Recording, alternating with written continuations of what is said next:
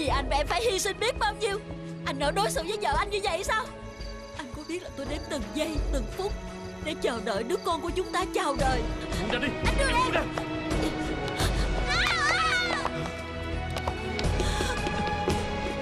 Phượng. Phượng. Em có sao không Phượng? Anh đúng là một kẻ không ra gì.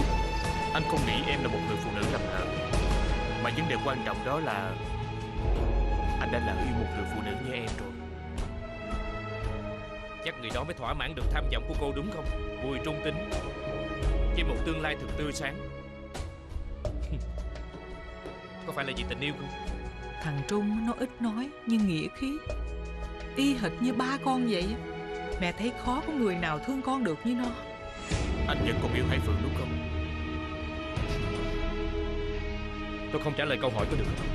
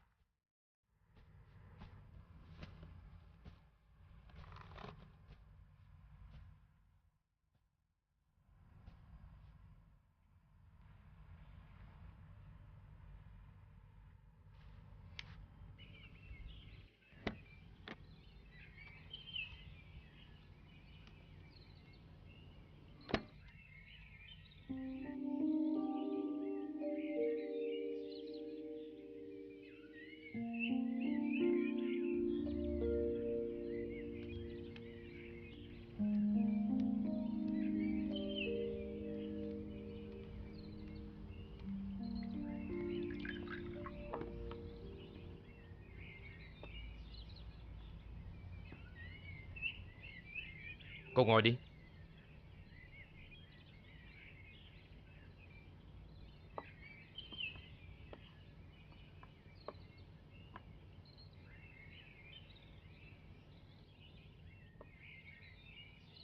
Cô lót báo ngồi đi. Nhà cửa bầy bộn và bụi bặm lắm. Nếu không sẽ hư cái váy hàng hiệu của cô đó. Anh mà cũng nhìn ra hàng hiệu sao? Dù sao thì trước đây tôi cũng là dân thành thị. Cô uống nước đi. Sao tự nhiên hôm nay cô lại về đây vậy? Tôi nghĩ là anh đã biết tại sao tôi về đây kia mà. Cô đang đùa với tôi đó à? Nếu tôi biết thì tôi hỏi cô làm gì cho mất thời gian. Anh mới chính là người đang đùa với tôi. Nhưng mà đùa hơi dai rồi đó. Tôi đã nói là tôi không biết. Cô mau nói đi. Hồ sơ ly hôn nè, anh hãy giải quyết cho xong đi. 5 năm rồi còn gì. 5 năm? Nhanh dữ vậy sao? Đúng là tôi đùa hơi dai thiệt. Anh hãy đồng ý ly hôn đi. Coi như là tôi van xin anh đó. Đồng ý ly hôn? Van xin tôi? Cô làm vậy á, tôi cảm thấy áy náy quá. Chúng ta không còn gì nữa để mà níu kéo. Cả anh và tôi đều đã mệt mỏi lắm rồi, đúng không? Đúng ra là khi gặp nhau, câu đầu tiên cô phải hỏi là anh sống như thế nào? Anh sống có tốt không? Anh sống có khỏe không? Chúng ta phải hỏi thăm nhau mới đúng nghĩa vợ chồng. Dù sao chúng ta đã không sống cùng nhau 5 năm rồi. 5 năm chúng ta chỉ gặp nhau đúng một lần trong bệnh viện lúc thăm ba năm ngoái. Anh hiểu rõ là tại sao hai chúng ta không thể sống cùng nhau nữa mà. Cô có người khác rồi phải không? Tôi không muốn trả lời những câu hỏi vớ vẩn đó. Cô có bạn trai rồi đúng không? Anh có quyền gì mà tra hỏi tôi? Nếu có, không liên quan gì tới anh. Dù anh nói gì đi nữa, cũng không thay đổi gì được đâu. Tôi đã quyết tâm ly hôn rồi. Anh hãy chấp nhận sự thật đi.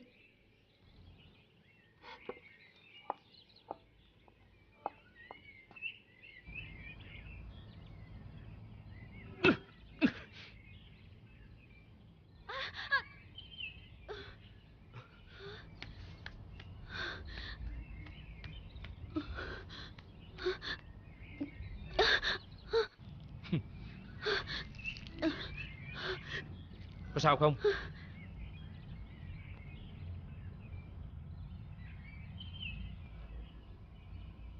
Tôi không cần.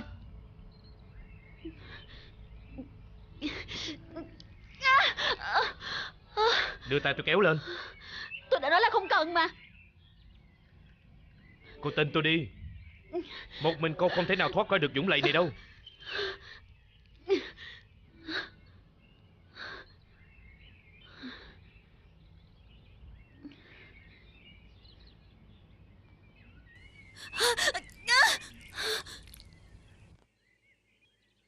Cô mặc vô đi.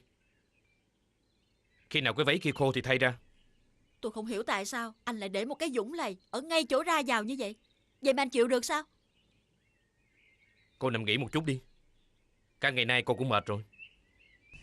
Anh đi đâu vậy? Tôi đi đâu thì có liên quan gì tới cô? Nhưng tôi không thể ở đây một mình được.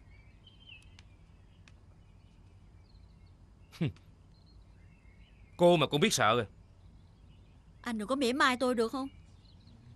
Cô cứ ngồi yên đó. Không ai làm gì đâu mà sợ. Tôi không sợ ai hết á. Nhưng anh nên nhớ, dù sao tôi cũng là phụ nữ mà. Ở đây là nơi rừng rú. Lỡ cọp beo xuất hiện thì sao? Tưởng chuyện gì? Chuyện đó cô yên tâm đi. Cọp hay beo nó sợ cô hơn thì có. Cô hung dữ. Cô bản lĩnh quá mà. Ai mà đụng vào cô chỉ có nước khốn đốn thôi. Rồi, anh cứ đi đi. Tôi sẽ chứng tỏ cho anh thấy tôi không sợ bất cứ thứ gì đâu.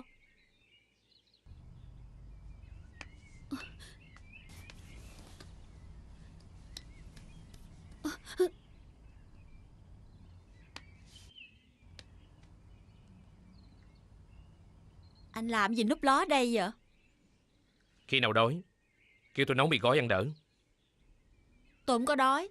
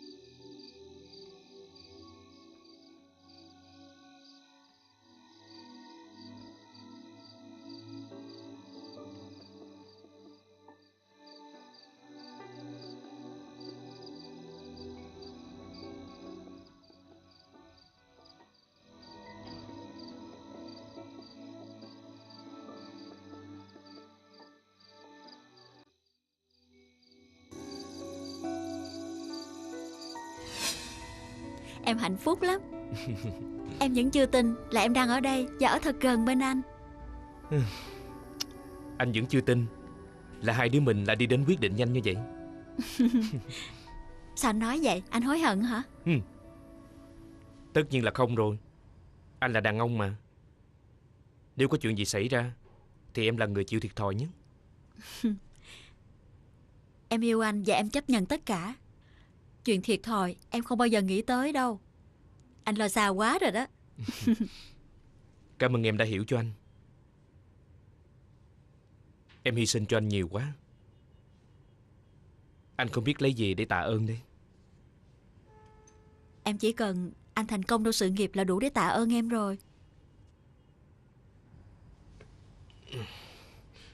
Ủa, anh chưa hiểu ý của em. Em tính rồi. Sau khi tốt nghiệp đại học, em sẽ xin vào một công ty luật để làm. Rồi sau đó em sẽ sinh con và làm một người vợ thật đảm đang. Em chỉ ước mong được vậy thôi. Em à, chuyện gì á anh cũng đồng ý. Nhưng mà chuyện sinh con á thì em nên từ từ. Chúng ta ra trường còn phải đối đầu với bao nhiêu khó khăn. Nên việc có con sớm á sẽ cản trở rất nhiều trong công việc. Em nghĩ chỉ một mình anh là đủ rồi. Không thể nào cả hai vợ chồng đều lao vào công việc và sự nghiệp hết á. Em đã tính rồi. Em không cần gì hết á. Chỉ cần có anh là đủ rồi. Không được. Anh không thể nào để cho em thiệt thòi như vậy.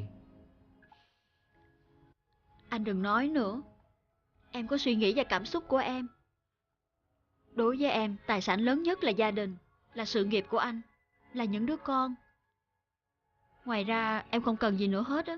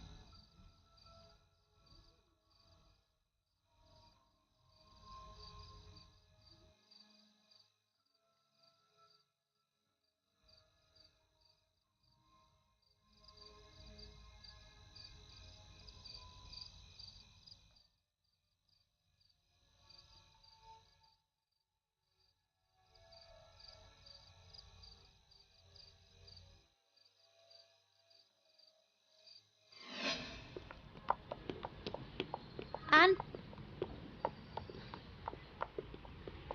Anh ơi! Anh bình tĩnh đi. Anh nghe em nói được không? Anh à, anh nghe em một lần này thôi. Hãy rút lại đơn xin nghỉ việc đi. Anh có nghe em nói không? Anh không vì anh thì anh cũng phải nghĩ tới em và con chứ. Được không anh? Em đừng có nói điều gì nữa. Vô hết thôi. Em hãy hiểu cho anh. Và cũng một lần này thôi. Anh đã quyết định rồi và sẽ không thay đổi. Em nghĩ chuyện này đâu có cái gì mà anh lại quyết định vội vàng như vậy.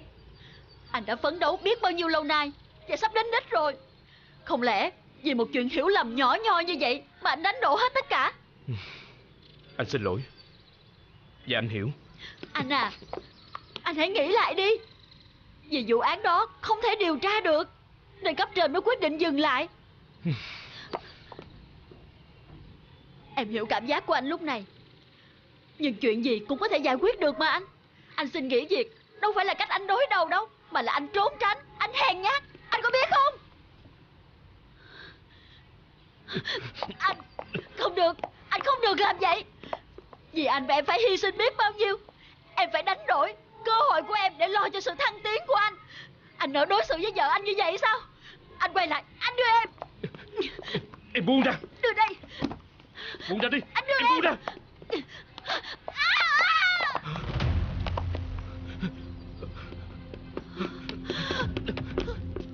Phượng. Phượng. Em có sao không Phượng? Phượng. Phượng. Anh hãy suy nghĩ lại. Nghe em.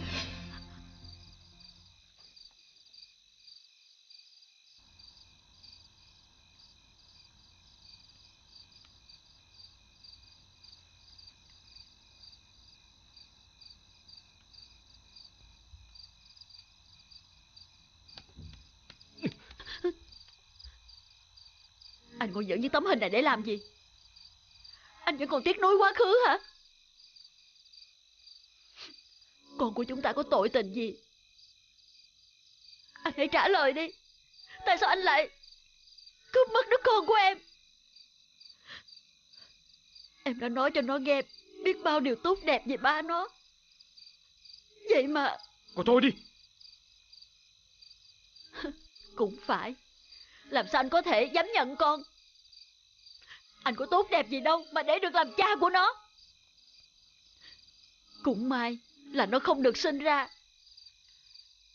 Nếu không thì nó sẽ oán giận vì sao nó có một người cha không như lời mẹ nó nói.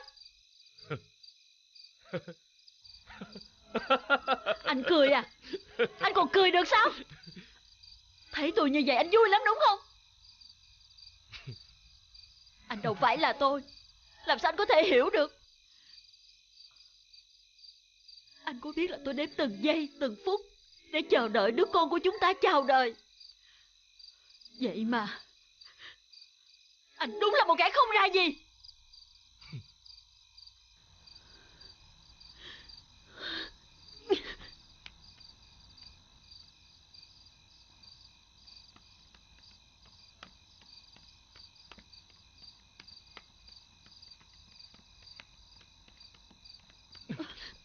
Nè, cô vẫn khăng khăng cho là mình đúng sao? Buông hả? ra, buông tôi ra. Cô dừng lại được rồi đó. Dừng lại chuyện gì? Tôi nói không đúng sao? Tôi đã mất tất cả vì anh rồi. Tôi đã hy sinh tất cả vì anh rồi. Đổi lại tôi nhận được cái gì từ anh? Cô nói là gì tôi? Tất cả những gì cô sắp đặt cho tôi cũng chỉ để thỏa mãn sự tham vọng của cô thôi. Anh nói cái gì? Tôi tham vọng? Tôi tham vọng mà tôi phải ở nhà sinh con đẻ cái cho anh sao? Thôi đi. Tôi không muốn tranh cãi về chuyện này nữa. Thắng hay thua, tôi và cô cũng không thay đổi được gì. Thời gian giúp con người ta nhìn lại những việc đã làm và thay đổi để sống tốt hơn. Còn người như anh, dù có chết đi sống lại thì cũng chẳng thay đổi được một chút gì.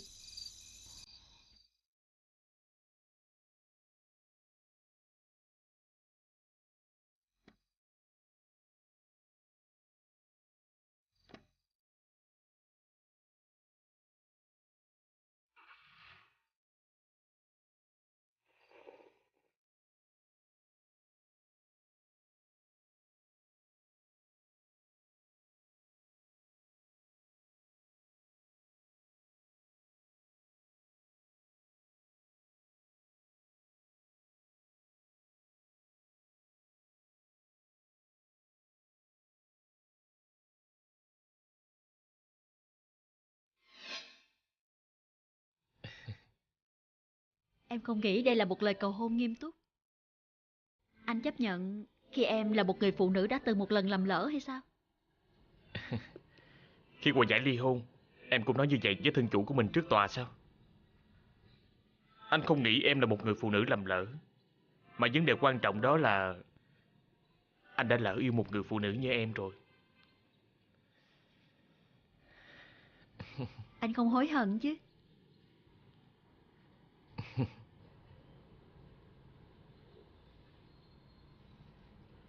Anh vừa trở thành một ứng cử viên đại biểu quốc hội trẻ tuổi nhất. Chắc chắn tương lai của anh sẽ ngày càng thăng tiến hơn nữa. Em hãy sát cánh cùng anh, và hãy luôn vinh hạnh là một người phụ nữ đứng sau lưng sự thành công của một người đàn ông.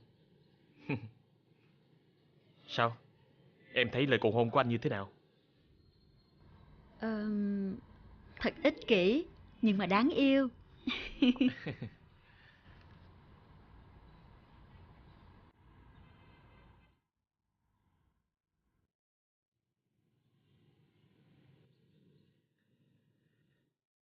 Hãy là mẹ của những đứa con anh.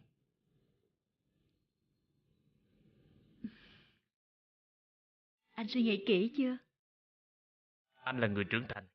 Anh sẽ có trách nhiệm với những quyết định của mình.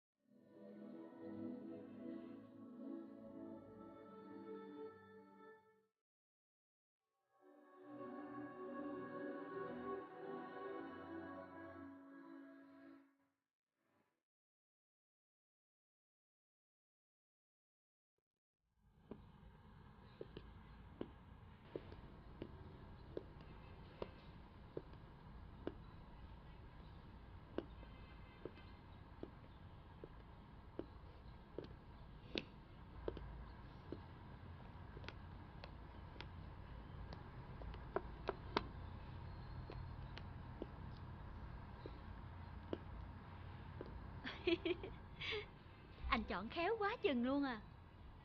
Em thích lắm.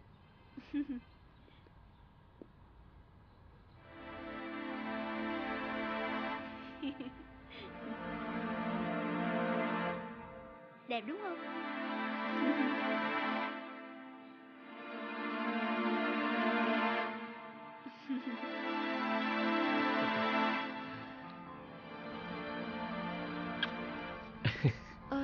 Ừ.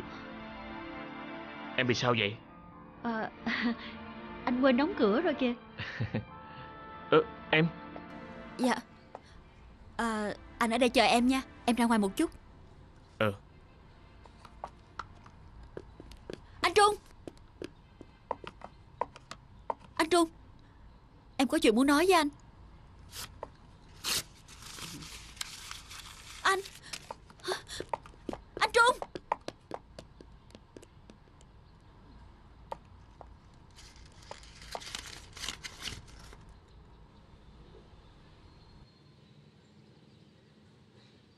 Chắc người đó mới thỏa mãn được tham vọng của cô đúng không?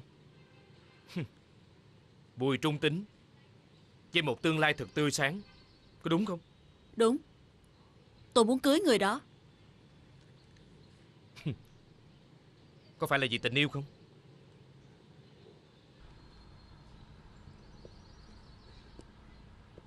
Hai người nếu như thế này là vi phạm pháp luật. Cô hiểu rõ điều đó mà. Vì trên giấy tờ cô vẫn là vợ của tôi. Tôi biết rõ chứ.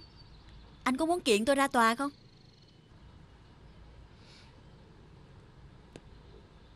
Nói một cách chính xác, một người làm việc trong một cơ quan luật pháp mà có mối quan hệ bất chính với một nữ luật sư là người luôn đứng ra bảo vệ luật pháp.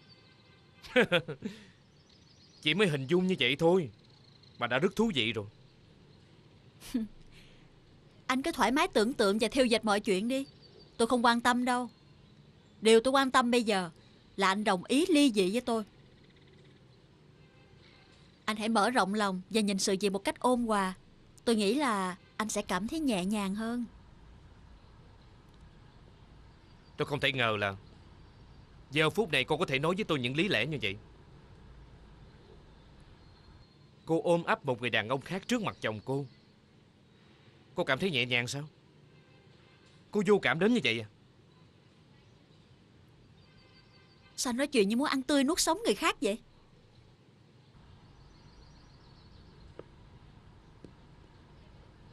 Cô quen anh ta được bao lâu rồi?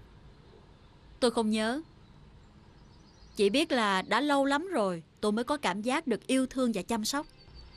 Tôi nghĩ là anh hãy mừng cho tôi mới đúng chứ. Tôi không cao thượng như cô nghĩ đâu. Tôi cũng là con người, bằng xương, bằng thịt, cũng biết đau đớn, biết nhục nhã. và cũng biết trả thù. Anh muốn làm gì thì tùy. Anh nói nhanh đi. Tôi không có thời gian để nói chuyện lòng vòng với anh đâu.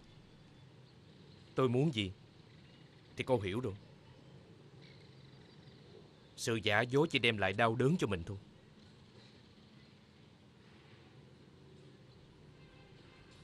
Tôi sẵn sàng chờ đợi. Anh đừng mong là tôi sẽ chịu thua anh.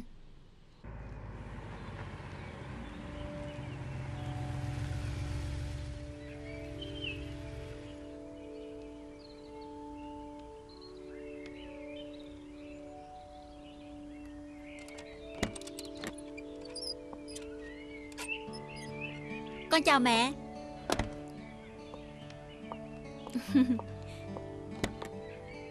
Mẹ à, con có mua quà về cho ba với mẹ nè. Về thăm ba mẹ là vui lắm rồi.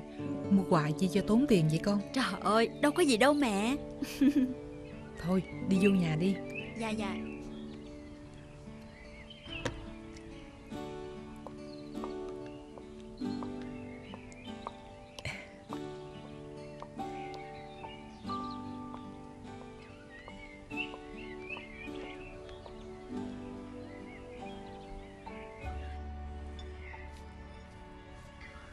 Ba, con về thăm ba nè. Sao vậy? Con gái về thăm ba không mừng hả? Ba, cho con miếng bánh đi, con đói bụng quá.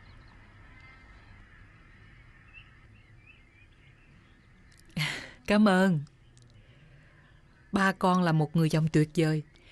Chỉ biết đúng duy nhất mẹ là vợ của ba con thôi. Ba à, ba làm cho con phải ganh tị với mẹ đó. Ông nè, con gái về thăm tôi với ông đó. Nó có mua nhiều quà cho ông lắm. Ông Quà cho nó nè một ba. miếng bánh đi nha. Vậy hả? Ăn một miếng thôi nha. Để dành cho mẹ con nữa.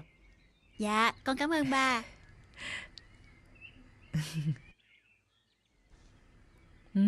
Bà ăn đi. Cảm ơn. Ông ăn đi. Ăn nha, ăn đi. Tôi có rồi. Đúng là lãng mạn quá đi. Nhìn ba con vậy á, chứ ổng biết hết á. Chỉ cần ai rụt rịch là ba con biết được liền à. Mẹ à, mẹ cũng đừng lo lắng quá. Ba con khỏe vậy là mừng rồi. Người xưa vẫn nói, người chồng là trụ cột trong gia đình. Mẹ cảm thấy biết ơn vì ông ấy luôn ở bên mẹ trong những lúc khó khăn nhất. Nếu không có ba con thì không biết mẹ con mình sẽ ra sao nữa. Con có hay gặp thằng Trung không? Dạ cũng ít lắm. Rồi không lẽ cứ vậy hoài sao con? Con có bạn trai mới rồi mẹ. Sao con không rủ thằng Trung về chơi luôn con? Anh ấy là Bùi Trung Tính. Ba con được 70 tuổi rồi. Mà con vừa nói gì vậy?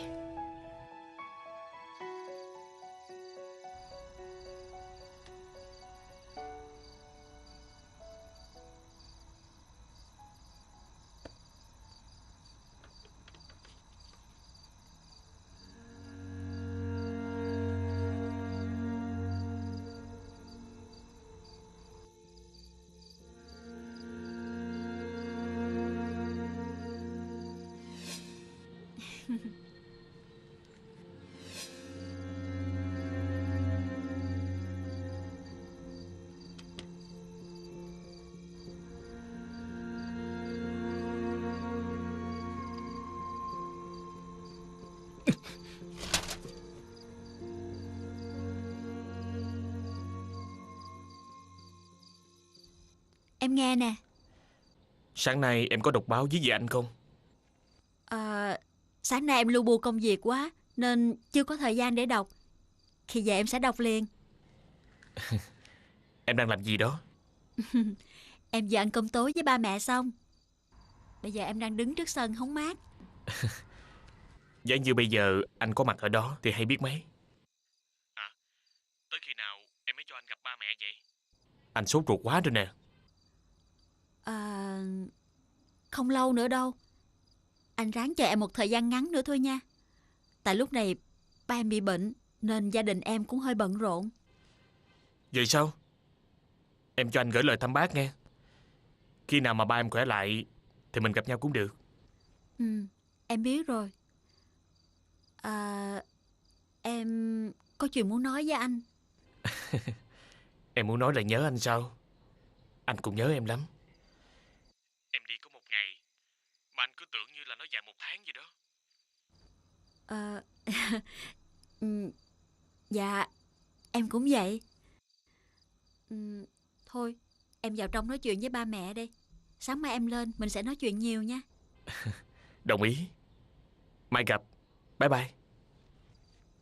Dạ.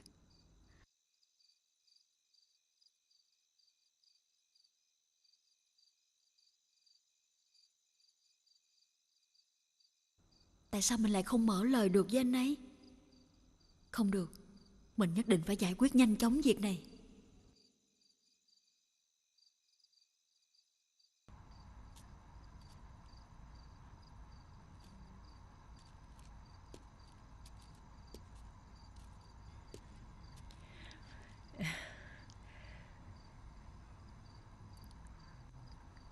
Khỏe chưa? Thôi lên phòng nghỉ nha ông.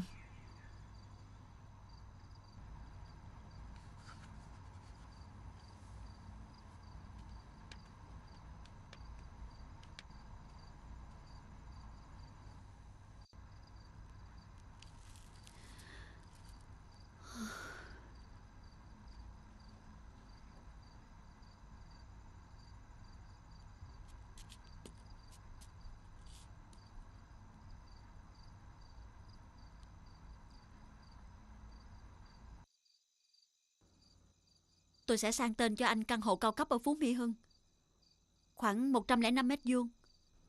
Chỉ cần anh đồng ý ly dị thì lập tức căn hộ sẽ thuộc về anh. Anh còn muốn gì nữa không? Cô nói lung tung cái gì vậy? Cô đang say rượu hay là không được bình thường? Đừng bao giờ điện thoại cho tôi mà ăn nói cái kiểu đó nghe chưa? Alo.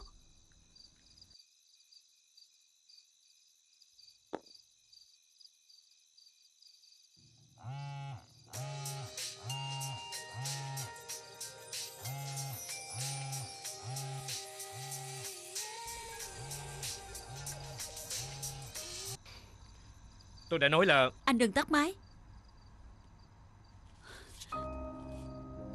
Bây giờ tôi đang quỳ dưới đất nè. Anh không nhìn thấy đúng không? Nhưng tôi đang quỳ thật đó. Đó là chuyện của cô. Tôi xin anh hãy đồng ý ly dị giùm tôi đi. Cô điên rồi sao? Không, tôi đang rất tỉnh. Người bình thường không ai làm như vậy cả. Tôi không còn cách nào khác. Tôi không thể nào chờ đợi được nữa. Anh muốn gì cũng được, miễn sao anh đồng ý ly dị với tôi thôi. Tôi xin anh, tôi cầu xin anh đó. Cô đã nói xong chưa? Tôi đã định nói với người đó là tôi chưa ly hôn. Trên danh nghĩa tôi vẫn là người đang có chồng. Sự thật là vậy mà. Nhưng tôi không thể nói được. Không hiểu sao tôi không thể mở miệng được. Tại sao phải lôi kéo tôi vào chuyện của hai người? Phiền phức quá. Tôi tắt máy đi. Khoan đã, hãy nghe điều này nữa thôi. Dù anh có muốn cười cợt hay nguyền rủa tôi cũng được. Cô nói đi. Căn hộ cao cấp ở Phú Mỹ Hưng, giá không có rẻ đâu. Anh hãy coi như đó là món quà tôi tặng cho anh. Cô im đi.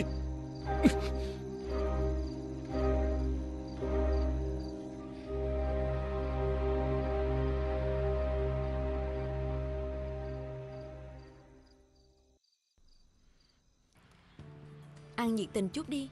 Phượng trở thành người như vậy từ khi nào hả? Buồn tới nỗi không muốn ăn hay sao? Mình bây giờ ăn cái gì cũng không thấy ngon. Nuốt vào không nổi, nhả ra cũng không xong. Tâm trạng của mình bây giờ là như vậy đó. Chỉ cần nghĩ tới anh Tính là mình lúc nào cũng cảm thấy như là người có tội vậy đó. Không thể nào mở miệng nói gì được với anh ấy. Làm gì mà bi quan như vậy?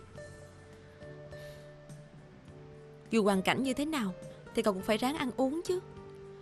Ăn uống có sức khỏe thì mới vui, mới buồn được chứ. Nga không phải là tôi, thì làm sao mà Nga biết được chứ. Nếu như mà tôi không hiểu Phượng á, thì tôi cũng đâu có dư hơi mà ngồi đây nghe Phượng nói. Hình như Nga chọn làm luật sư là quá đúng đó. Cái gì cũng nói được hết. Ha, mà nè, chuyện cậu nhờ bà già thuyết phục anh Trung có kết quả không? Đừng nói chuyện đó nữa. Bó tay rồi, không nói gì được nữa, không lay chuyển được nữa. Tôi đã biết trước chuyện này rồi. Mà mẹ Phượng phản đối quyết liệt lắm hả? Nếu như mà phản đối quyết liệt á, thì còn có cơ hội để nói. Đằng này cứ dùng chiêu im im hoặc giả vờ không nghe thấy gì. Mình cũng chẳng biết làm gì nữa. Đó là chiến thuật mà ba mẹ luôn luôn chiến thắng chúng ta trong những vấn đề tranh cãi. Đúng là bó tay.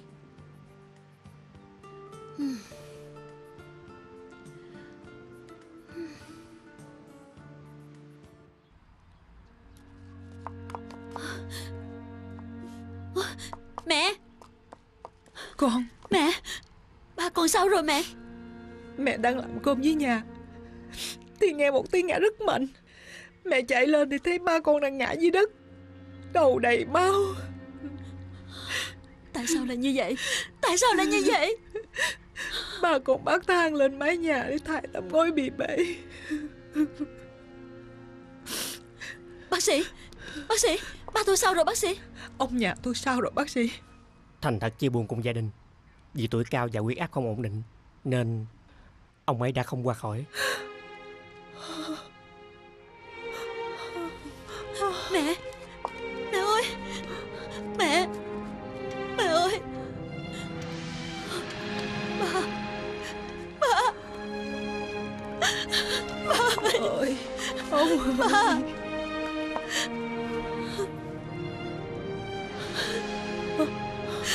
Ba ơi,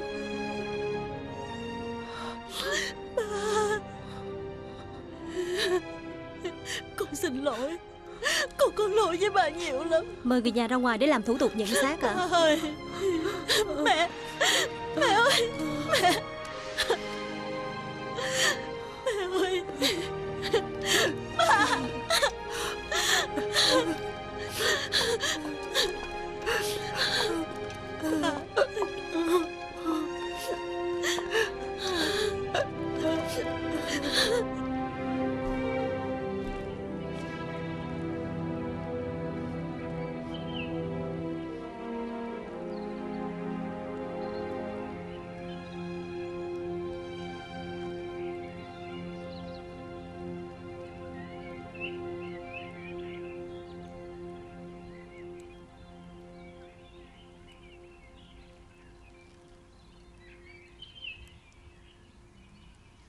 Mẹ.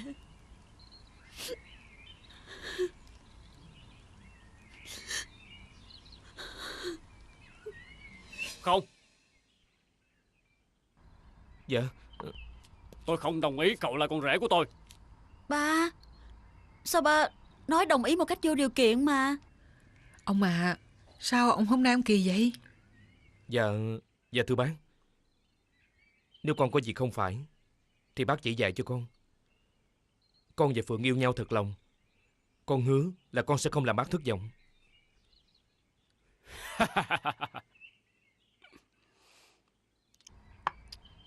Mới giận chút xíu mà. Sao giật mình hết vậy? Ba thiệt. Bác con mình con Phượng là con gái. Con rể hay con ruột đối với bác cũng giống như nhau. Từ nay á, hãy nghĩ là con trai của ba, để ba con mình gần gũi với nhau hơn. Con đồng ý không? Dạ, con không dám từ chối à.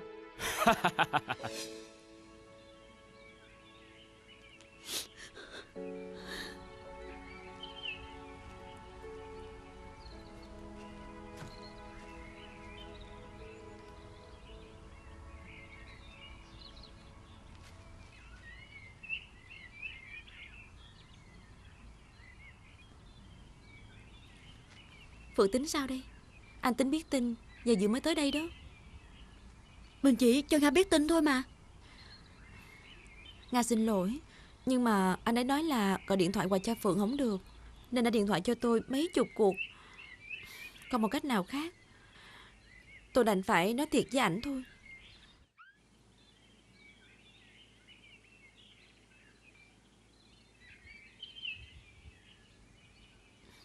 Chuyện của anh Tính, Phượng vẫn chưa nói gì đúng không?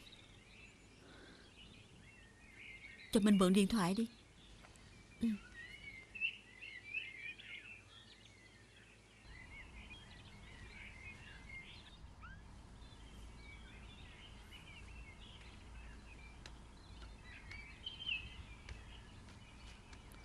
Em.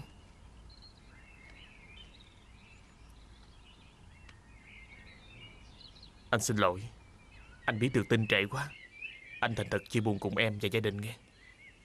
Em mới phải xin lỗi anh. Vì em không báo cho ai biết. Em không muốn làm phiền mọi người. Em nói gì kỳ vậy? Trước sau gì anh và em cũng là người một nhà. Em làm vậy là không đúng với anh. Thôi được rồi, chuyện này anh sẽ nói sau với em.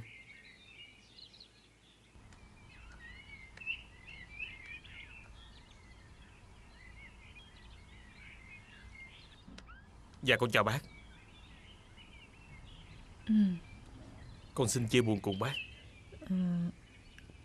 Còn cậu là ai? Dạ xin lỗi, đó là con trai cả của bác. Chắc là anh mệt lắm hả anh Trung? Để em lấy nước cho anh uống nha. Không cần đâu.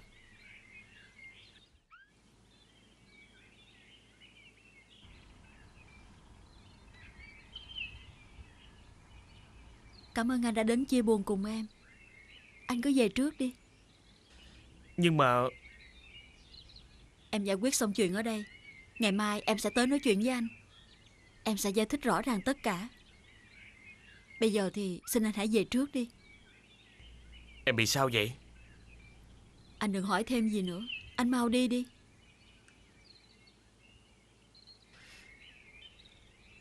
Em phải nói cho anh biết chuyện gì đã xảy ra. Em coi anh là ai mà em đối xử với anh như vậy? Bà em mất, em không cho anh biết. Bây giờ anh tới giếng thì em xua đuổi anh là sao? Vì hôm nay là đám tang của ba em, nên em không muốn có chuyện rùm beng ở đây. Người đàn ông ở đó là chồng của em.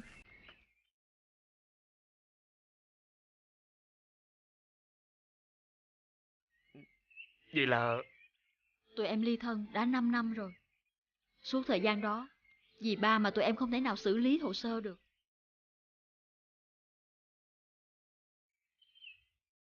Em xin lỗi. Em không có ý muốn lừa dối anh đâu. Đáng lẽ em phải nói với anh sớm hơn. Chứ để anh trong hoàn cảnh này, em cũng không muốn chút nào hết. anh thắp cho bác nén nhang xong, anh sẽ đi. Em yên tâm, sẽ không có chuyện gì xảy ra đâu.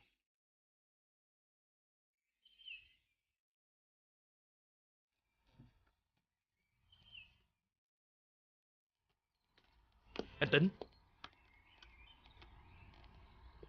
tôi muốn nói chuyện với anh một chút. Tôi không có gì để nói với anh cả.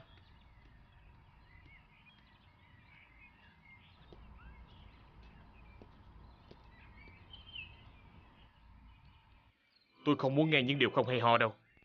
Chuyện có hai người tự giải quyết.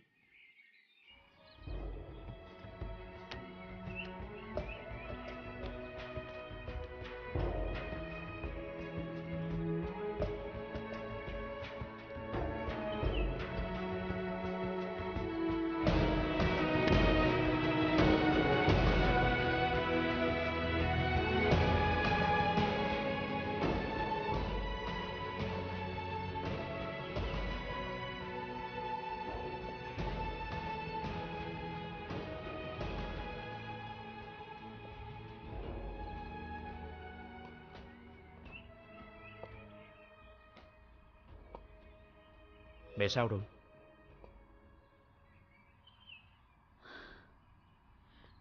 Không chịu ăn uống gì hết. Phải năn nỉ lắm mới uống được chút sữa. Mấy ngày nay em cũng mệt rồi. Vào trong nằm nghỉ một chút đi.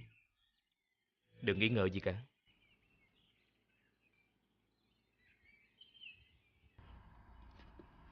Anh Trung, Anh đã nói rồi.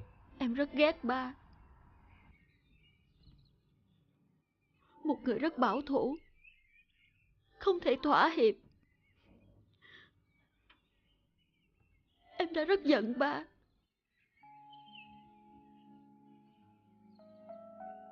Em có nói gì thì ba cũng đã mất. Hãy để ba ra đi một cách thanh thản.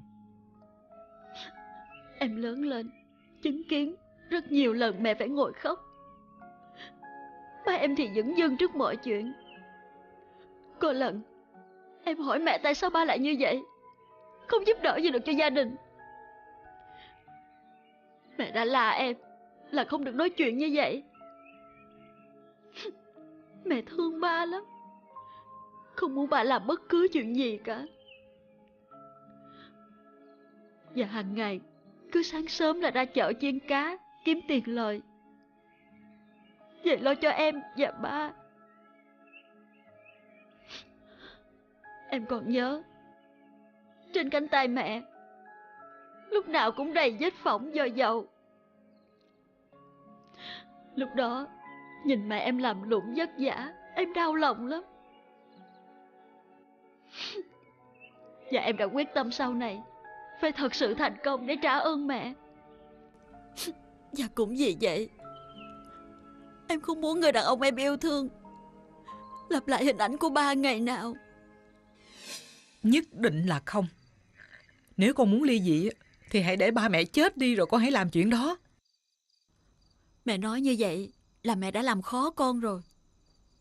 5 năm qua, lúc nào con cũng chiều theo ý của ba mẹ. Con có thể đơn phương ly hôn mà không cần chữ ký của anh Trung mà.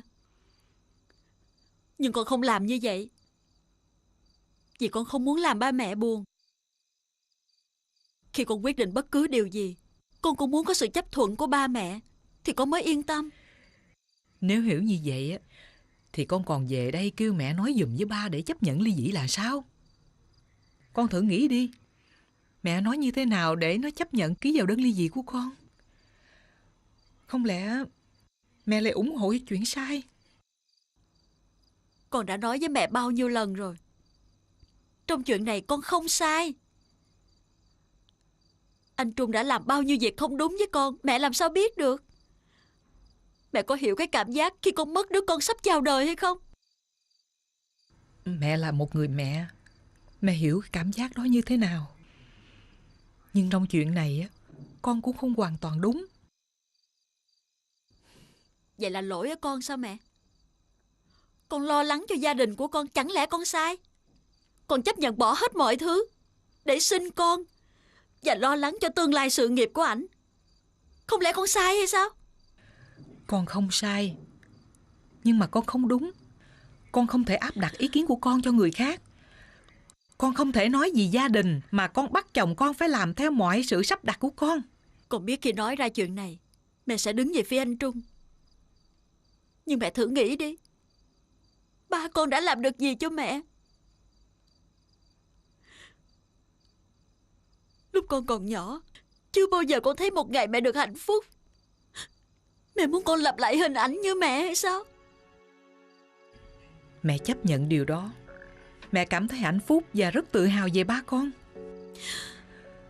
Có thể con chưa hiểu hết về ba, nhưng trong giai đoạn khó khăn nhất của mẹ, từ lúc con ra đời, ba con luôn đứng về phía mẹ, luôn bảo vệ gia đình bằng cách của ông ấy. Ông ấy không bao giờ chịu thỏa hiệp với những điều xấu xa, sai trái để đem lại hạnh phúc cho mình. Ông ấy chấp nhận mất hết tất cả vì danh dự của gia đình. Thằng Trung là hình ảnh của ba con ngày trước. Do đó, ba con mới thương thằng Trung đến như vậy. Như vậy là em quyết định bằng mọi cách để giúp anh được thành công, để em không phải rơi vào hoàn cảnh giống mẹ như em nghĩ. Đúng vậy. Cho đến khi chuyện tụi mình xảy ra, mẹ mới kể hết cho em nghe tất cả về ba. Vì sao ba lại sống ẩn mình như vậy? Mẹ nói đàn ông ai cũng như vậy. Họ rất mạnh mẽ và bản lĩnh. Mạnh mẽ đến mức họ sẵn sàng chạy trốn để giữ gìn phẩm chất của mình. Thật ra ba rất thương mẹ và em, nhưng ông không muốn đánh mất giá trị của mình, cho dù có ai nói ông hèn cũng được. Anh rất hạnh phúc vì ba hiểu và đồng cảm với anh. Em xin lỗi. Em không có tư cách để nhận chiếc nhẫn này. Có hay không, anh mới là người phán quyết. Em đã sai. Bây giờ em có nói gì cũng vô ích. Em không muốn nói thì cũng phải nói, vì đó chính là cách để anh cảm nhận được không bị em lừa dối. Em nói đi, tại sao em lại làm như vậy? Em không bao giờ làm bất cứ điều gì để anh phải tổn thương. Nhưng trong chuyện này em thật sự không cố ý. Em giấu anh vì em đang làm mọi cách để giải quyết chuyện riêng cho ổn thỏa. Em không muốn làm anh thất vọng về em. Em không muốn, nhưng bây giờ nó đã xảy ra. Thậm chí nó còn tồi tệ hơn những gì em đang tưởng.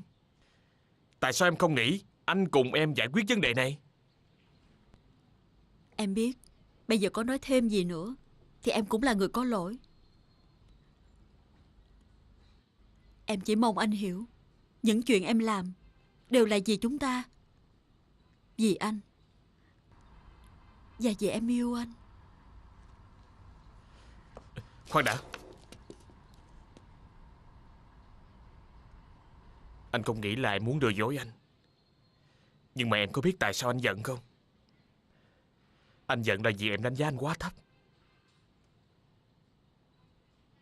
Anh yêu em thì anh có thể vượt qua bất kỳ trở ngại nào để đến với em.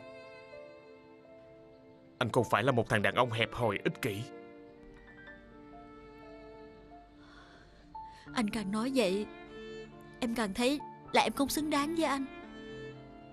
Em quá ích kỷ nên đã làm anh chịu nhiều sự thiệt thòi. Em quá tham lam nên em làm cho anh phải khổ.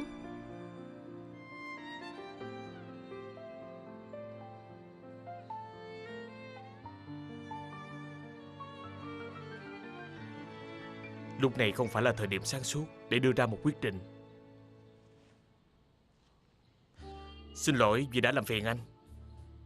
Chắc chúng ta cũng không cần phải giới thiệu dài dòng. Đúng vậy. Tôi và Phượng yêu nhau.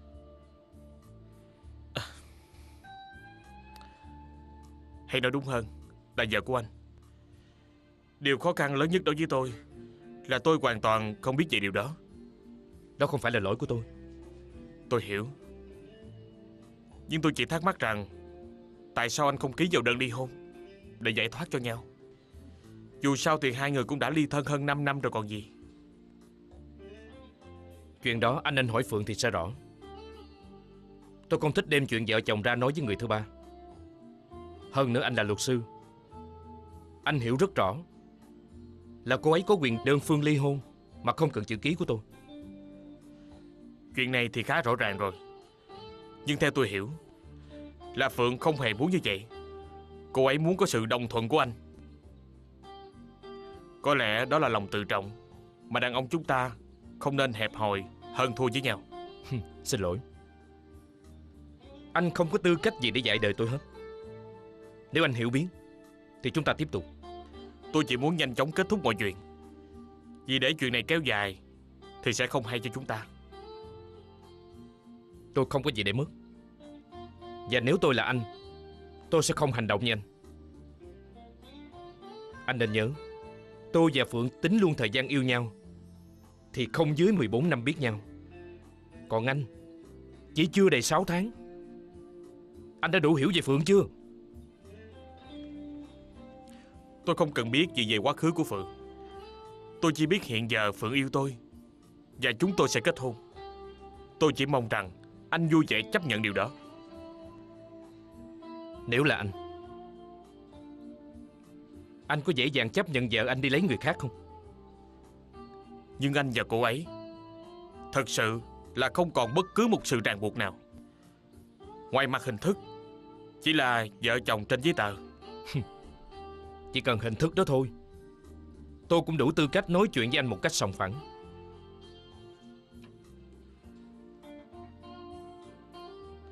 Tôi không cần anh sòng phẳng với tôi. Anh hãy sòng phẳng với người mà anh từng yêu thương. Anh đừng vì lòng ích kỷ của mình mà làm hại tới người khác. Tôi nghĩ anh phải vui mừng khi thấy cô ấy hạnh phúc.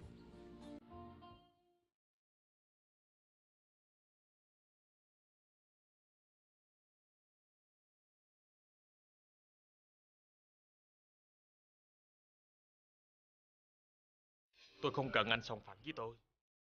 Anh hãy sòng phẳng với người mà anh từng yêu thương. Anh đừng vì sự ích kỷ của mình mà làm khổ người khác.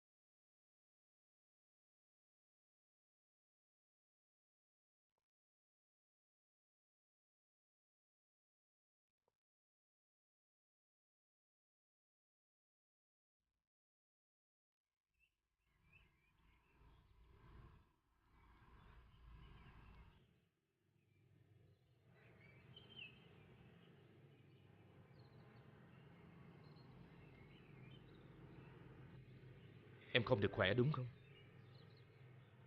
Em đã ăn cháo trắng với thịt kho quẹt chưa? Mỗi khi bệnh em đều đòi ăn thứ này. Còn anh khi bệnh, anh ăn phở đúng không? Anh cũng lạ, lúc bệnh kêu ăn gì cũng không chịu. Thậm chí hút một chén súp cũng không nổi. Vậy mà mua phở về thì ăn sạch, không còn một chút gì động lại.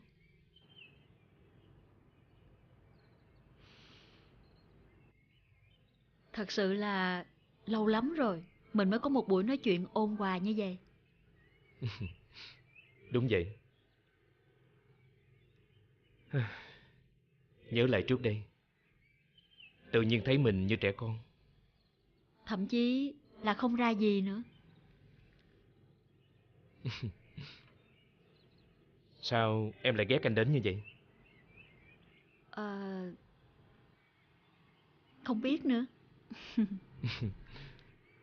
Ban đầu anh nghĩ là vì anh từ bỏ việc làm nên em mới rời bỏ anh. Nhưng thời gian trôi qua, anh mới nhận ra không phải vậy.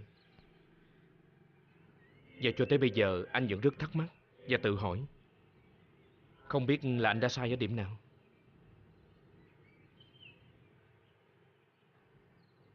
Lúc bị sảy thai, thật sự là em giận anh lắm.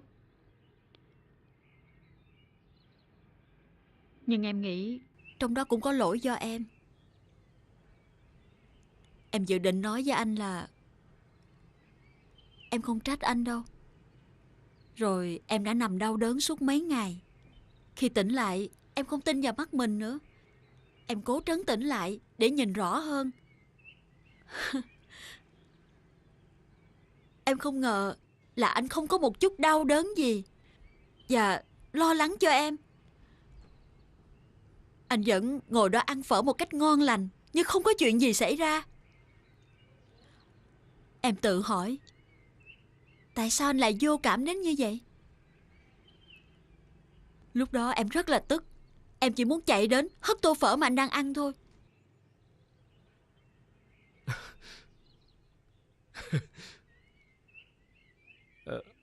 Ăn phở à?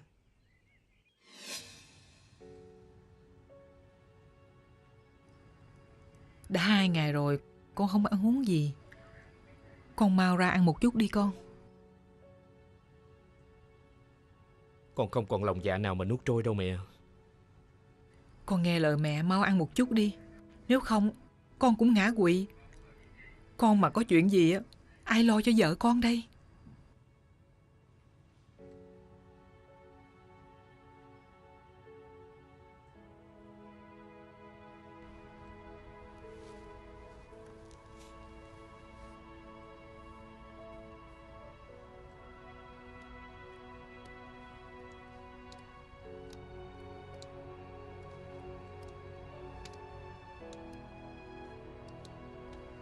Ăn đi con.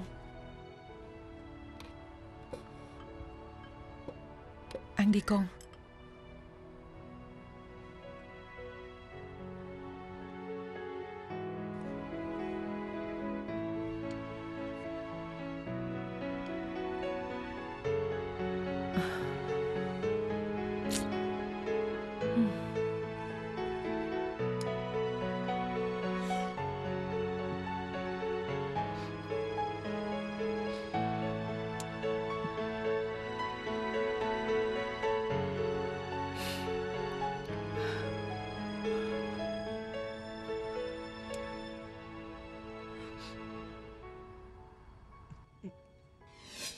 Thì ra là vậy. Từ đó em không còn một chút cảm thông trong bất cứ chuyện gì của anh nữa. Em muốn nhanh chóng rời khỏi anh để khỏi phải chứng kiến một con người tệ bạc như anh. Anh có hiểu tâm trạng của em lúc đó không?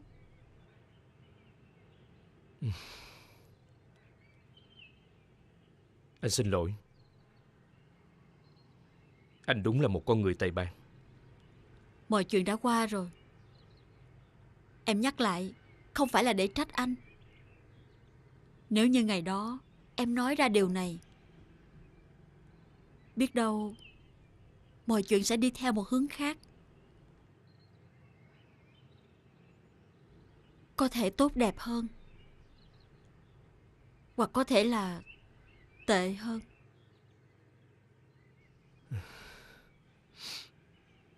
Đúng vậy. Nếu như có thể quay thời gian trở lại, chúng ta sẽ có những quyết định chín chắn hơn.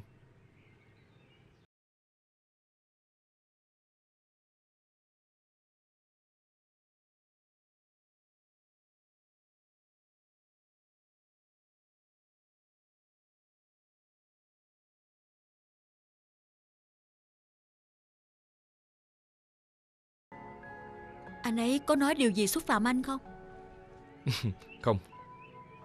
Anh ấy nói rất đúng. Thực ra anh thấy mình rất ích kỷ khi để em rơi vào hoàn cảnh khó xử như thế này. Anh đừng nói vậy. Tất cả đều là do em lựa chọn thôi. Anh hiểu em hoàn toàn có cách giải quyết tốt đẹp cho em. Nhưng vì em tôn trọng anh, tôn trọng ba mẹ, nên em mới làm như vậy. Anh đánh giá em cao quá đó. Thật ra em không muốn một mình đơn phương ly dị, cũng là vì lòng tự trọng của em thôi. Em muốn tất cả mọi người phải nhìn nhận trong chuyện đổ vỡ của chúng ta không phải là lỗi do em. Hãy để em nghiền ngẫm sai lầm của mình. Anh đừng bắt em sống trong ảo tưởng nữa. Không. Anh không cần nhìn thấy em phải tự dằn vặt lòng mình như vậy. Thực ra anh Tính nói đúng. Anh phải sòng phẳng với người mà mình đã từng yêu thương. Và anh phải vui vẻ khi thấy em được hạnh phúc.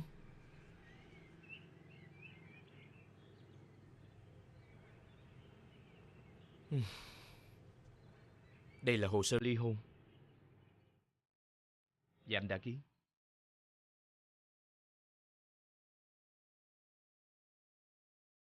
Anh đã suy nghĩ kỹ chưa?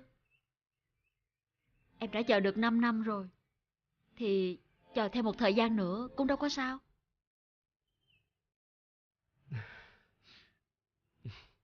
Anh thấy mình thật nhẹ nhàng khi đưa ra quyết định này. Anh đã suy nghĩ rất nhiều. Anh không xứng đáng để chờ đợi ở em một điều gì. Chỉ tiếc là anh không còn cơ hội để mà lo lắng và chăm sóc cho em. Anh hãy lo cho mình đi. Em biết làm thế nào để sống tốt mà. Tại sao anh đi gặp anh ấy mà không cho em biết? Đó là chuyện của anh, chuyện của hai người đàn ông. Nếu mà em biết thì cũng đâu giải quyết được chuyện gì đâu. Anh làm như vậy là thiếu tôn trọng em. Đây là chuyện của em. Và em biết mình phải làm gì mà. Nhưng anh là người yêu của em. Trong chuyện này có liên quan đến danh dự của anh. Không lẽ anh không có quyền giải quyết sao? Em nên nhớ, tất cả những gì anh làm đều là vì hạnh phúc của chúng ta. Em lại thấy anh vì danh dự của anh thì đúng hơn. Nếu tôn trọng em thì anh đã không làm như vậy rồi.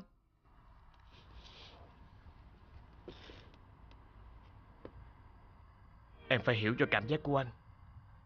Anh yêu em thì anh có quyền bằng mọi giá phải có được em. Em hiểu. Và anh đã toại nguyện. Nhờ có cuộc gặp gỡ của anh mà anh Trung đã chấp nhận ký vào đơn ly hôn. Vậy sao? Nếu như vậy thì em phải cảm ơn anh đó. Chỉ cần một cuộc gặp gỡ ngắn ngủi mà đã kết thúc được mọi chuyện tốt đẹp. So với sự chờ đợi trong vòng 5 năm của em thì nó quá dài. Em không vui sao?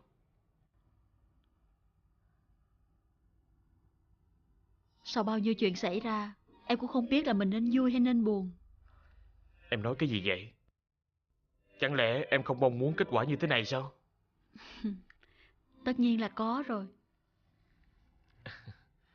Vậy thì tốt rồi. Sau khi mọi chuyện giải quyết xong, chúng ta sẽ hoàn toàn ở bên nhau. Anh đang mong chờ ngày đó.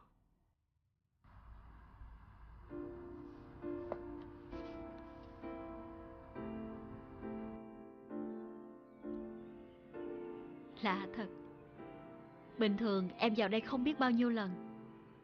Vậy mà sao lần này nó khác xa những lần trước nhiều quá. Có gì đâu mà khó giải thích. Hôm nay em là một công dân bình thường, chứ không phải là một luật sư. Hôm nay không ai bảo vệ em, mà chính em phải bảo vệ em.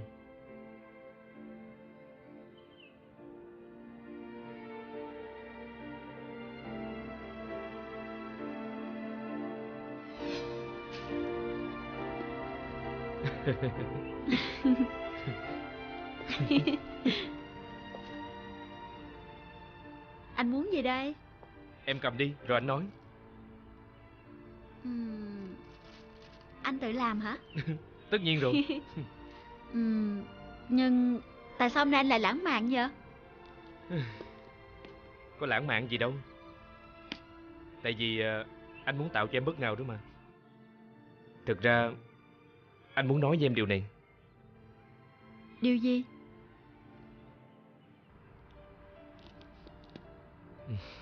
Phượng à,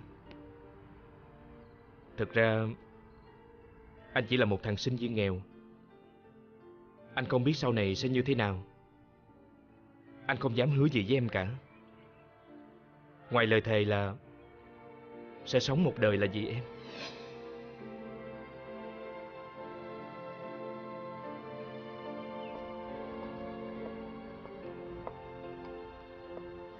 Xin mời ông bà Nguyễn Nam Trung, Trần Hải Phượng.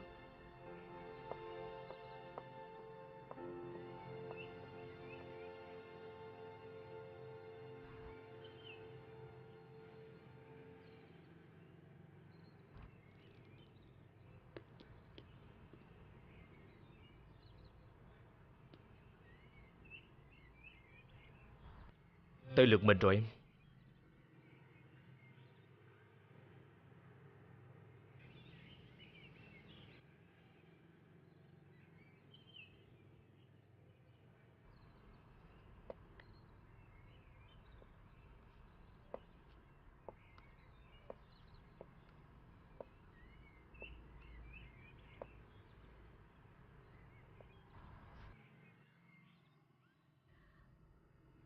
Mẹ hãy xem như tụi con hết duyên hết nợ cho nó nhẹ nhàng. Con lớn rồi, con sẽ chịu trách nhiệm trước những quyết định của mình. Mẹ đừng có lo lắng quá, không tốt cho sức khỏe đâu mẹ. Mẹ thì không sao đâu, chỉ thương cho ba con. Khi còn sống, những lúc tỉnh táo nhất, ông căn dặn mẹ là bằng mọi cách không cho con ly dị với thằng Trung. Vậy mà mẹ không làm được. Con hiểu, vì ba lúc nào cũng xem anh ấy như là con trai của mình. Ngay cả mẹ cũng vậy. Nhiều lúc con ganh tị đến mức tự hỏi, không biết con là con gái hay con là con dâu của ba mẹ nữa. Thằng Trung nó ít nói nhưng nghĩa khí, y hệt như ba con vậy. Cho nên ổng mới thương nó như vậy. Mẹ thấy khó có người nào thương con được như nó. Mẹ còn nhớ hoài ngày con nằm viện, là đàn ông á mà nó một tay lo lắng chăm sóc cho con, đến nỗi quên ăn quên ngủ. Có lần mẹ nóng ruột, cầm tô phở trên tay, năn nỉ nó ăn. Cuối cùng nó nể mẹ nó ăn đó con. Có chuyện đó nữa sao mẹ? Chính vì vậy mẹ thương nó nhiều hơn, không muốn con mất thằng Trung là vậy. Mẹ nhớ lúc đó, nhìn nó ngồi ăn mà mẹ thấy đau lòng. Nó cúi gằm xuống một tô phở nó ăn hì hục, tưởng như là ngon lắm. Nhưng mẹ nhìn thấy nước mắt nó rớt như mưa trong tô phở. Mẹ chịu không nổi cảnh đó, cho nên mẹ chạy ra ngoài.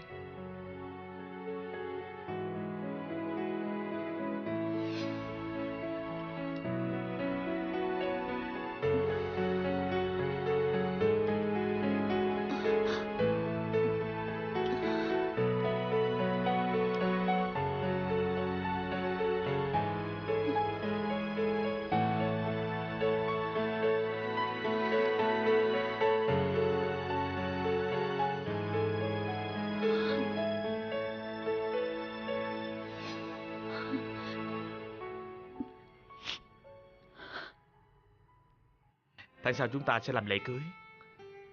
Anh đã nói chuyện với ba mẹ rồi. Em sắp xếp một ngày gần đây để hai gia đình gặp nhau. Nhưng mà em chưa chuẩn bị gì hết. Anh để từ từ đi ha. Không từ từ gì nữa. Chúng ta đã chờ đợi điều này lâu lắm rồi. Anh không còn thời gian nữa. Chúng ta sẽ đám cưới. Sau đó anh sẽ đi tu nghiệp nước ngoài 6 tháng. Sau khi trở về, anh sẽ bắt tay vào việc ứng cử đại biểu quốc hội. Anh còn rất là nhiều việc, em biết không? Em hiểu. Và vì vậy chúng ta cần phải từ từ. Em không muốn mọi chuyện phải gấp gáp đến như vậy. Em làm anh bất ngờ quá. Không phải là em chờ đợi điều này hơn anh sao? Em đã khổ sở dằn vặt 5 năm trời mới có kết quả như ngày hôm nay. Rồi bây giờ em lại nói là chưa sẵn sàng. Là sao?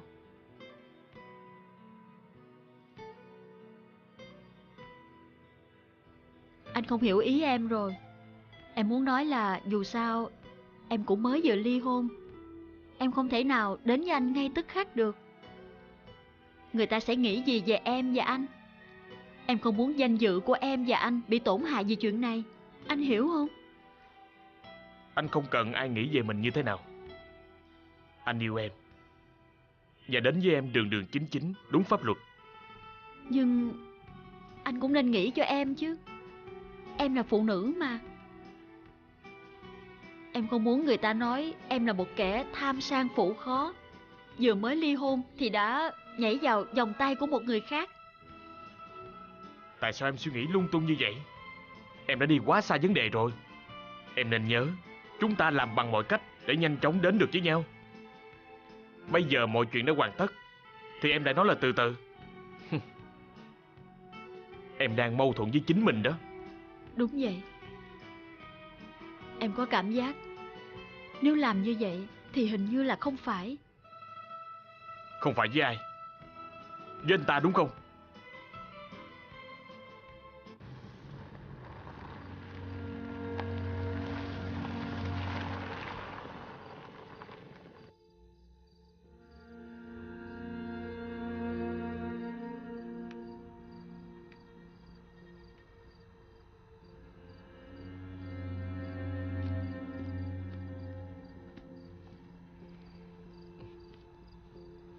Chào anh.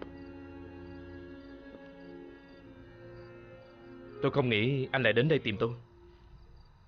Vì lòng tự trọng, đáng lẽ tôi không nên đến đây. Nhưng tôi không thể không gặp anh được. Có gì anh cứ nói. Tôi không bao giờ thích đứng trên người khác. Tôi nghĩ anh biết tôi đến đây vì chuyện gì. Tất nhiên tôi biết là vì Hải Phượng. Nhưng tôi không biết điều gì quan trọng đến mức anh lại đến đây tìm tôi. Mời anh ngồi.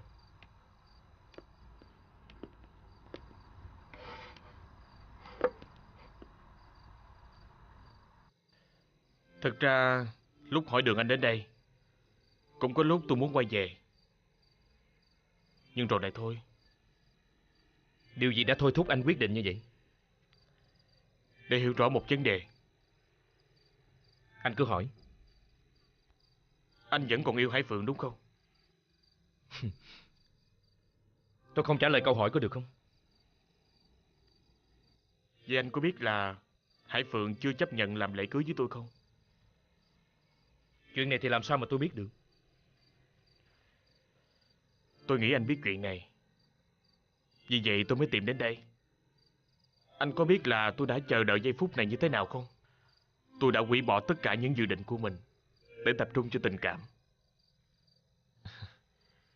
Để rồi cuối cùng tôi bị đối xử như vậy. Xin lỗi. Tôi không biết mọi chuyện là như vậy. Chúng tôi đã ly hôn. Và tôi cũng không còn bất kỳ tư cách gì với cô ấy cả. Đúng vậy. Nhưng mà khi trên giấy tờ, tôi có cảm giác như là tôi đang bị lừa dối. Anh không tin vào tình cảm của mình sao? Tất nhiên là tôi tin.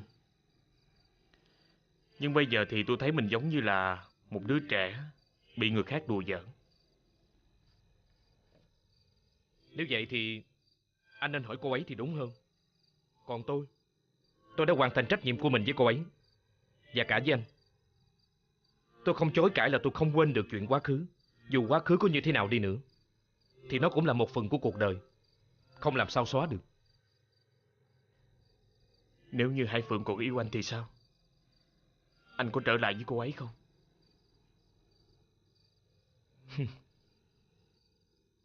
Nếu như vậy thì tôi và cô ấy ra tòa ly dị để làm gì? Vậy là anh còn yêu cô ấy đúng không? Anh đừng bao giờ hỏi tôi điều đó. Anh hãy đi về mà hỏi cô ấy. Tôi có lòng tự trọng của tôi, và tôi không có trách nhiệm phải vun đắp hạnh phúc cho hai người.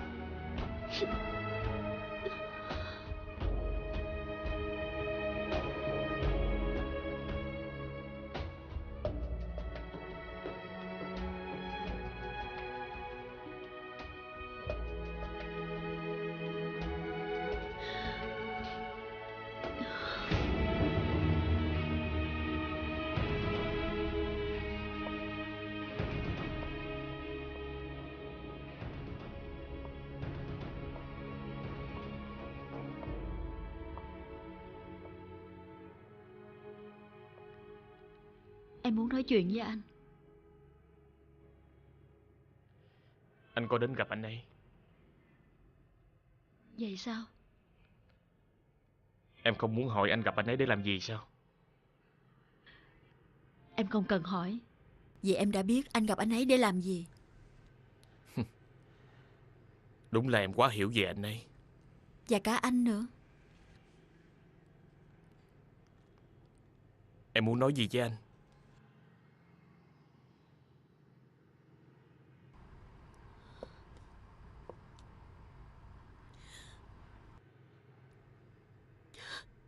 Chúng ta kết thúc ở đây đi.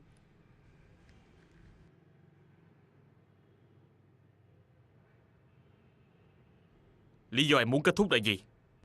Hai người đã ly hôn rồi mà. Tại sao em lại quyết định như vậy? Em xin lỗi. Có lẽ mấy năm qua em đã không làm chủ được cảm xúc của mình.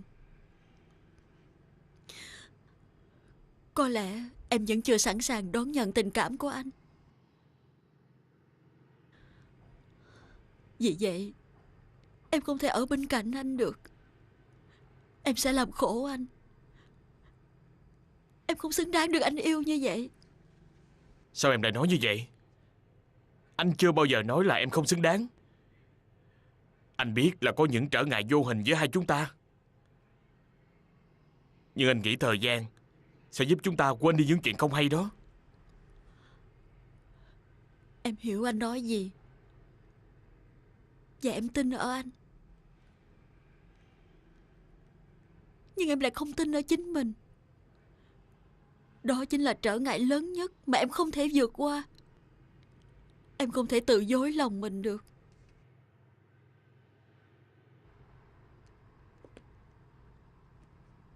Em nói đi. Anh phải làm sao để nuốt trôi được sự thật này? Anh đã đặt biết bao nhiêu hy vọng vào em. Tại sao em lại đối xử với anh như vậy? Mong anh hiểu và chấp nhận quyết định của em. Em còn yêu anh ấy đúng không?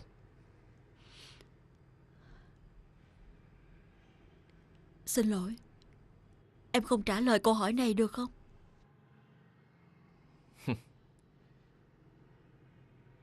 Chồng cũ của em cũng đã nói như vậy khi anh hỏi. Vậy thì quá rõ rồi. Chuyện này là lỗi của em. Nếu có trách thì anh hãy trách em. Em xin chấp nhận tất cả.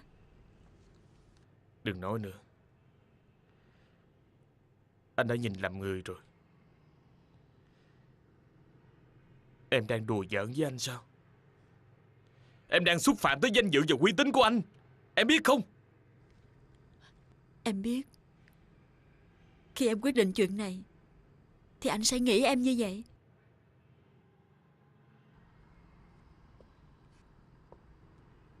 Chính vì tôn trọng anh, em mới làm như vậy. Em không muốn đùa giỡn với anh, cũng như không muốn đùa giỡn với bản thân của mình. Anh không phải là một đứa trẻ để tin những gì em đang nói. Danh dự của anh, danh dự của gia đình anh. Em có biết em đã gây ra cho anh bao nhiêu sự tổn thất không?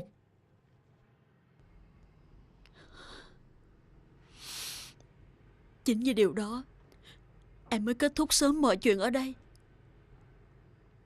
Em không muốn sau này em lại càng gây tổn thất cho anh nặng nề hơn bây giờ. Em đi đi.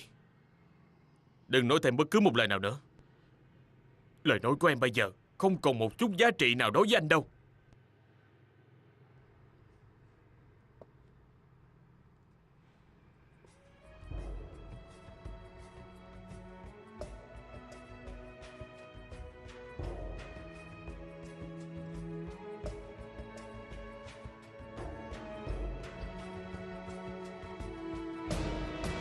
Em xin lỗi.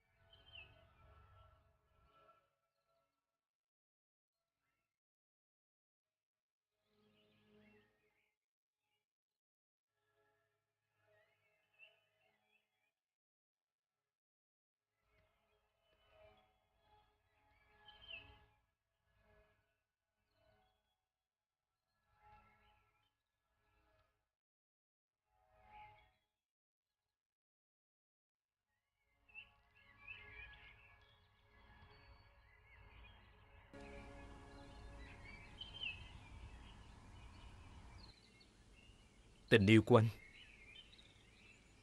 đã chôn sâu tại nơi này.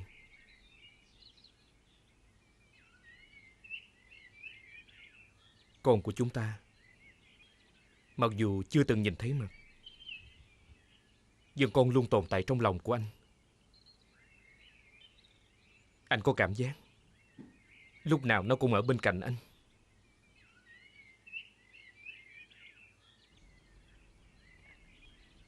Nhưng tại sao lại là hoa mặt trời?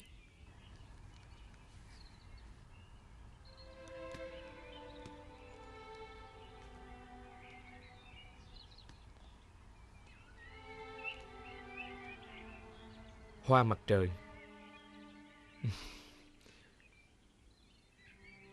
Dù hoa ở rất xa, nhưng chúng ta vẫn có thể nhìn thấy nó. Nó có một thứ ánh sáng tỏa ra mà không có loài hoa nào bằng được.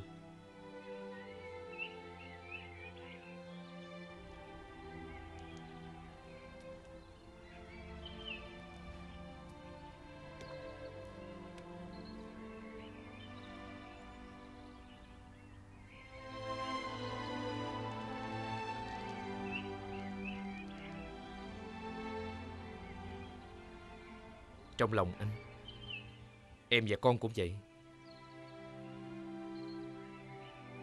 Dù hai người không còn ở gần bên anh, cho dù anh không nhìn thấy được, nhưng chỉ cần có một chút ánh sáng thì anh vẫn có niềm tin là sẽ tìm lại được. Em không biết nói gì giờ này để anh hiểu lòng em. Em xin lỗi vì tất cả những gì em đã làm với anh. Em cứ tưởng rằng em hiểu anh nhiều lắm.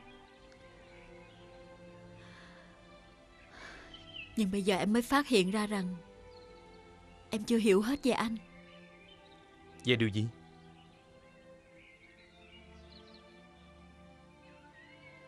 Về tất cả. Hãy nhận ở em lời xin lỗi chân thành nhất. Anh hạnh phúc vì đã gặp em và yêu em. Anh chưa bao giờ hối hận về điều đó cả.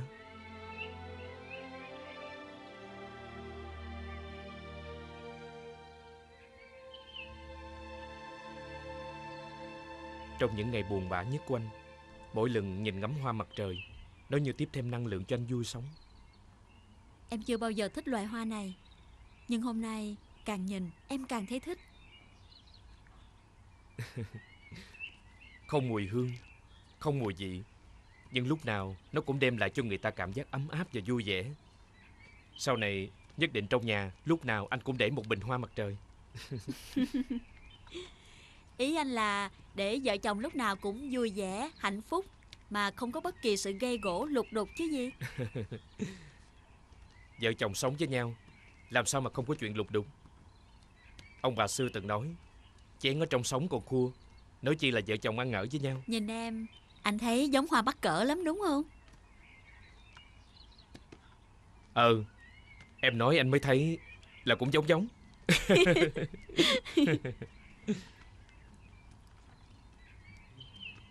Anh Trung nè. Ừ? Em đã chia tay với anh ấy rồi. Sao vậy? Không phải em nhất định đòi ly hôn với anh là để đến với anh ấy sao? Lúc đầu thì vậy, nhưng bây giờ thì không. Em cảm thấy mình chưa dễ dàng đón nhận một tình yêu mới. Em muốn có một thời gian thật thoải mái để nhìn lại những gì đã xảy ra, và thật sáng suốt khi quyết định một điều gì đó. Chắc anh ấy thất vọng nhiều lắm. Tất nhiên là vậy rồi, nhưng không còn cách nào khác. Một lý do thật ngắn gọn khi em quyết định chia tay với anh ấy. Vì anh ấy khác xa hoàn toàn với anh.